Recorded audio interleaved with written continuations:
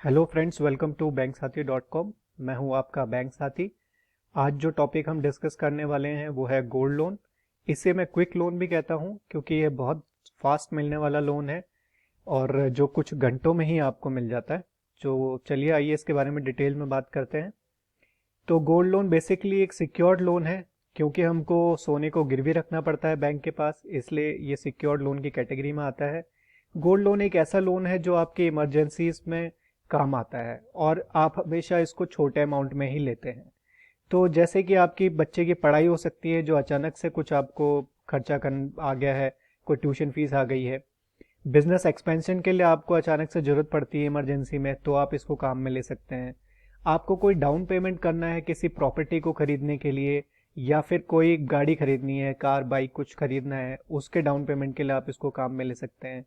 कोई medical emergency आ गई हो, अचानक से आपके सेविंग्स इतने नहीं है या आपने कोई हेल्थ इंश्योरेंस नहीं ले रखा है, तो आप बजाय कि आप कहीं लोन इधर उधर से उधार लें, आप गोल्ड लोन भी ले सकते हैं।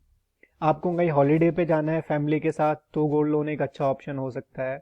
और कई एग्रीकल्चरल नीड्स हो सकती हैं कि आपको आ गया है, खेती का टाइम आ गया है और कुछ पैसों की जरूरत है, तो बजाय आप इधर उधर से उधार लें, और अगर आपको अनसिक्योर्ड लोन नहीं मिल सकता है, तो फिर एकमात्र एक ऐसा लोन गोल्ड लोन होता है जो कि आपको इजीली मिल पाता है।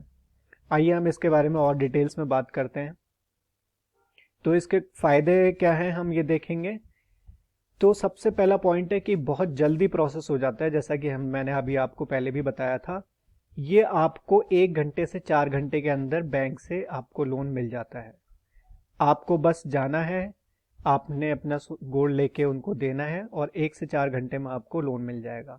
इसकी इंटरेस्ट रेट जो होती है वो कम होती है, कम इतनी नहीं होती जितना कि होम लोन होता है, लेकिन इंटरेस्ट रेट कंपेयर किया जाए अगर अनसिक्योर्ड लोन से, यानी कि मैं अगर इसको क्रेडिट कार्ड से और अगर पर्सनल लोन से इसको कंपेयर करूं, तो इसका इंटरेस्ट रेट उनसे बहुत कम होता है।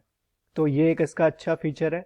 इसकी प्रोसेसिंग फीस जो होती है, ये एक अच्छा पॉइंट है कि कई बार इसकी प्रोसेसिंग फीस नहीं लेते हैं बैंक्स एंड एनबीएफसी। और इसके फोरक्लोजर चार्जेस भी कई बैंक्स और एनबीएफसीज नहीं लेते हैं, यानी कि अगर आप पहले से ही प्री क्लोज करवाना चाहते हो लोन को, बीच में आपके पास पैसा आ गया, 1 साल का आपने लोन ले रखा था, 6 महीने बाद ही बंद करवाना चाहते हो, तो कई बार फोरक्लोजर चार्जेस में नहीं लगते हैं। एक बहुत बढ़िया पॉइंट इसमें है कि इनकम प्रूफ भी इसमें नहीं मांगते हैं। कई बैंक्स होते हैं जो थोड़ा सा कंसिडर करते हैं, वो पूछते हैं आपसे कि आप क्या करते हो क्या नहीं करते हो, लेकिन जनरली आपसे प्रूफ कुछ भी नहीं मांगा जाता, ना आपसे आईटी रिटर्न मांगा जाता है, ना आपसे कोई सैलरी स्लिप्स मांगी जाती हैं। क्रेडिट स्कोर एक बहुत बढ़िया पॉइंट है कि आपका क्रेडिट मान लीजिए अच्छा नहीं है, यानी कि आपके सिबिल स्कोर अच्छा नहीं है, तो भी आपको ये लोन मिल जाता है। हाँ, ये होता है कि कम सिबिल स्कोर होने की वजह से आपका इंटरेस्ट रेट इसमें ज़्यादा लगेगा, और ये बात जरूर होती है, लेकिन ऐसा नहीं है कि आपको लोन नहीं मिलेगा। लोन अमाउंट इसमें एक फीचर है जिसको अपने को डिस्कस करना चाहिए, कि लोन अमाउंट इसमें हमेशा आपकी मार्केट वैल्यू के 75% तक ही मिलेगा, वो भी मैक्सिमम है। और ये भी होगा कि जितना कम अमाउंट आप लोन अमाउंट लेंगे आपकी मार्केट वैल्यू ऑफ गोल्ड का, उतना आपका इंटरेस्ट रेट कम होने के चांसेस हैं। मान लीजिए कि आप सोना लेके गए, आपके पास जेवर है और आप बैंक के पास गए, आपने कहा कि 1 लाख का सोना है और मुझे लोन दीजिए। तो आप अगर 50,000 लेंगे लोन, तो आपको इंटरेस्ट रेट कम लगेगा। आप 75,000 लेंगे तो आपको इंटरेस्ट रेट ज़्यादा लगेगा, और 75,000 से ऊपर लोन मिलने के चांसेस बहुत कम होते हैं। कारण ये होता है कि इसमें से मार्केट वैल्यू में से वो उसकी मेकिंग चार्जेस घटा दिए जाते हैं, ठीक है। और उसके अगर अगर कुछ उसमें बीड्स लगी हुई हैं, कुछ स्टोन लगा हुआ है, तो उसका वेट उसमें कम कर दिया जाता है। और डायमंड का आप जैसे मान लीजिए कि आपको पता ही है कि डायमंड की तो कोई वैल्यू होती ही नहीं है।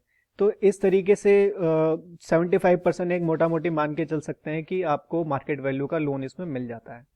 आगे हम डिस्कस करते हैं एलिजिबिलिटी क्राइटेरिया। बहुत सिंपल है, आपकी उम्र 18 से 75 साल की होनी चाहिए। कई बैंक्स 21 साल के ऊपर देते हैं और 60 साल तक देते हैं, लेकिन कई हैं एनबीएफसीज एंड बैंक जो 18 से शुरू करके 75 की एज तक आपको गोल्ड लोन देते हैं।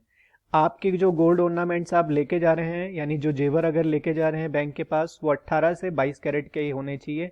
गोल्ड मिंट कॉइन्स आप लेके जा रहे हैं तो 24 कैरेट के होने चाहिए गोल्ड ऑर्नामेंट्स, और अगर कॉइन्स हैं आपके गोल्ड मिंट कॉइन्स तो उन पे आपको मिलेगा। डॉक्यूमेंट्स जो रिक्वायर्ड हैं बहुत सिंपल हैं। आईडी प्रूफ ले जाइए जिसमें आपकी फोटो आ रही है, उसमें आपका साइन भी होना चाहिए। एक एड्रेस प्रूफ ले जाइए, एड्रेस प्रूफ हमेशा रेजिडेंशियल, करंट रेजिडेंशियल प्रूफ ले जाइए। आज इसमें आधार हो सकता है, आपके यूटिलिटी बिल्स, बिजली पानी के बिल्स हो सकते हैं, आपके बैंक की पासबुक की कॉपी हो सकती है, बैंक स्टेटमेंट हो सकता है, आपका इलेक्शन आईडी प्रूफ हो सकता है, आपका ड्राइविंग लाइसेंस हो सकता है, आपका पासपोर्ट हो सकता है। 3 पासपोर्ट साइज फोटोग्राफ्स ले जाइए। कई बैंक्स 2 पासपोर्ट साइज फोटोग्राफ ले जाते हैं, कई लोग 3 भी मांगते हैं। अगर आप इसको एग्रीकल्चर लोन के उस रूप में लेना चाहते हैं तो आपको लैंड होल्डिंग भी दिखानी पड़ेगी।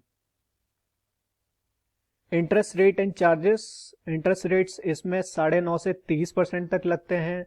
बहुत डिपेंड करता है कि आप कहाँ पे जॉब करते हैं, आपकी क्या इनकम है, आपका सिबिल स्कोर क्या है, आपकी कंपनी जिसमें आप जॉब करते हैं वो कैसी है, आपकी प्रोफाइल क्या है, और आप कितना लोन ले रहे हैं, कितना सोना दे रहे हैं। जैसा मैंने पहले भी बताया था, अगर 75% पूरा आप लेना चाह रहे हैं लोन मार्केट वैल्यू का, तो इंटरेस्ट रेट ज़्यादा हो सकती है। और आप जितना कम अगर मार्केट वैल्यू का यानी ज़्यादा सोना देंगे, कम लेंगे लोन, तो फिर उसके इंटरेस्ट रेट कम होने के चांसेस हैं। डिपेंड करता है आप एनबीएफसी से ले रहे हैं या बैंक से ले रहे हैं, बहुत सारी चीज़ें कंसिडर की जाती हैं। प्रोसेसिंग फीस जो होती है 0 से 2%, मैंने आपको पहले बताया था प्रोसेसिंग फी 0 होती है। कई बैंक्स होते हैं 2% तक लेते हैं।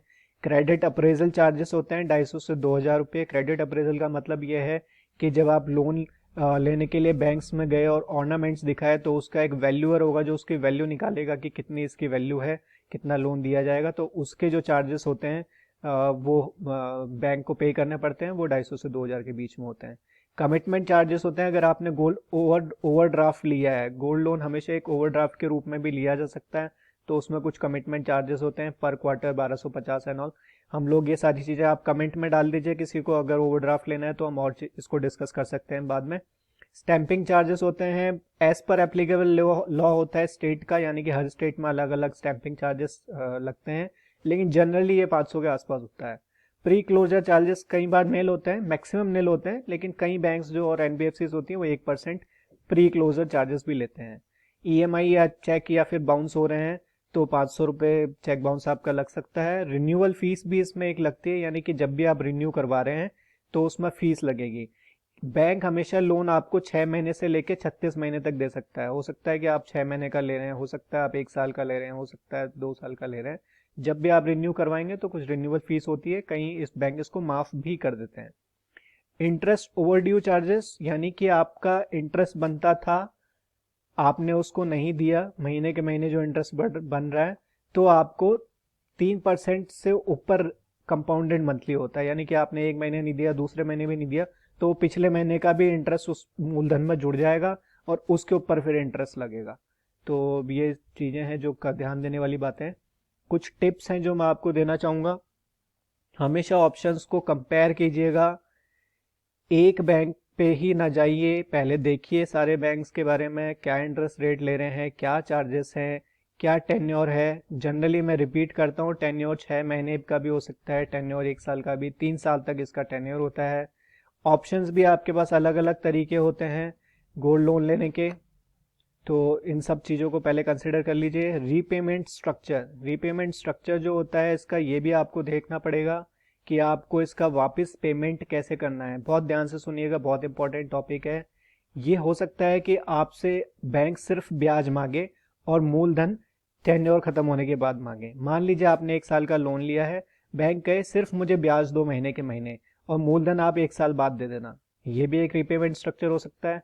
ये भी एग्रीमेंट पे सेकंड ऑप्शन क्या हो सकता है कि बैंक कहे कि इसकी किस्तें बना लो 1 साल की, तो उसमें ब्याज भी इंक्लूडेड होगा, प्रिंसिपल भी इंक्लूडेड होगा। Second point. थर्ड पॉइंट ये भी होता है, कई बार बैंक कहता है कि आप मुझे कुछ मत दो, ना ब्याज दो ना प्रिंसिपल दो, आप तो इस टेन्योर के अंत में मुझे इतना पैसा दे देना। तो आपको रीपेमेंट स्ट्रक्चर भी पहले से कंपेयर करना जरूरी है लोन लेने से पहले। ज्यादातर ये सही रहता है कि आप ब्याज वाला रख लो, हर महीने ब्याज दे दो और फिर जब टेन्योर खत्म हो रहा है आपका तो उसमें फिर आप उसका मूलधन वापस कर दो। फॉर्म ऑफ गोल्ड, आपको हमेशा ये ध्यान रखना है कि फॉर्म ऑफ गोल्ड, मैंने पहले भी रिपीट किया है, ऑर्नामेंट्स इसमें जाते हैं। ऑर्नामेंट्स में भी कई बैंक होते हैं जो मंगलसूत्र को कंसिडर नहीं करते हैं। मान लीजिए आप एचडीएफसी बैंक जाएंगे तो एचडीएफसी बैंक मंगलसूत्र को लोन मंगलसूत्र के ऊपर नहीं देगा, क्योंकि उसे एज एन इमोशन माना जाता है, तो बैंक नहीं करता है। हाँ, कई एनबीएफसीज हैं जो उसके ऊपर मंगलसूत्र के ऊपर भी आपको लोन देंगी। आपको ये भी देखना है कि कॉइन्स होंगे तो मिल जाएगा, लेकिन कुछ ब्रिक्स और बुलियन चीज़ें नहीं होनी चाहिए। फिर पॉइंट आता है कि गोल्ड लोन और पर्सनल लोन क्रेडिट कार्ड। बहुत ध्यान से सुनिएगा, आपको गोल्ड लोन लेना चाहिए, पर्सनल लोन लेना चाहिए और क्रेडिट कार्ड को किसके थ्रू आपको जाना चाहिए जब भी आपको जरूरत पड़ती है। सबसे पहले आप कंपेयर कीजिए सिक्योर्ड वर्सेस अनसिक्योर्ड में इंटरेस्ट रेट का फर्क होता है। सिक्योर्ड में इंटरेस्ट रेट थोड़ी कम होती है, लेकिन अगर आपके सिबिल खराब है तो आपको अनसिक्योर्ड लोन नहीं मिलेगा, तो गोल्ड लोन आपको कंसिडर करना पड़ता है। फिर आप ये देखिए कि अगर आपके पास क्रेडिट कार्ड है और आप 1 महीने के अंदर अंदर उसको चुका सकते हैं, तो क्रेडिट कार्ड एक ऐसा ऑप्शन है कि आपको हो सकता है ब्याज ही ना देना पड़े। तो ये भी आप पहले ध्यान रख लीजिएगा। इंस्टेंट आपको जरूरत है तो क्रेडिट कार्ड एक ऑप्शन है और गोल्ड लोन एक ऑप्शन है, क्योंकि पर्सनल लोन इंस्टेंट नहीं होगा, उसमें 2-3 दिन तो आपके लगेंगे ही लगेंगे। तो ये चीजें भी आपको पहले ध्यान से सोच समझ के करनी चाहिए। इन चीजों के लिए आप हमसे हमारी राय ले सकते हैं। बैंक साथी आपका भी साथी है और बैंक का भी साथी है।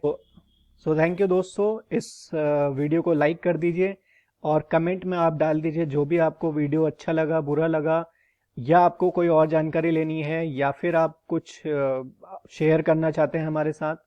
इस वीडियो को शेयर भी कर दीजिए ज़्यादा से ज़्यादा लोगों के साथ, ताकि उनको भी इसका बेनिफिट मिले।